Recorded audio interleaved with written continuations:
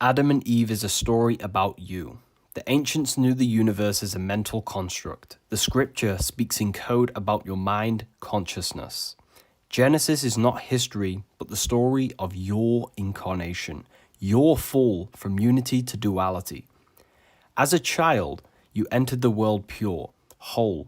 Your heart, mind, and actions were in harmony. You expressed yourself freely without fear or shame, without suppressing yourself to please society and fit in. In this state of innocence, you lived in unity with nature and the world.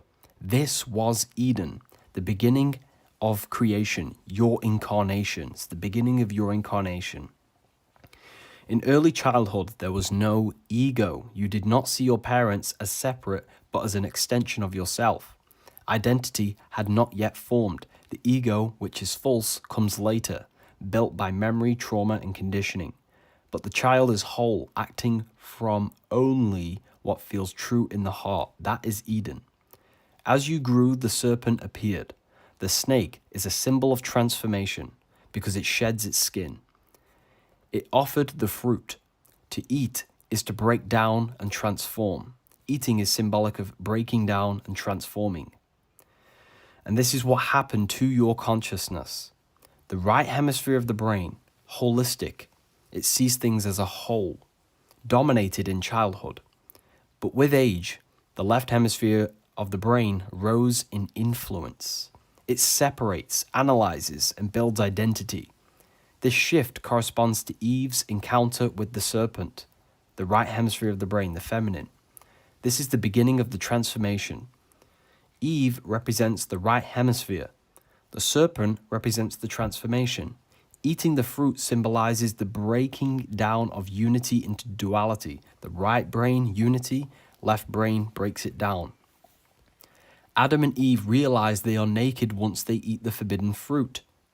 Nakedness is psychological exposure, the first time you become aware of yourself as you grow older.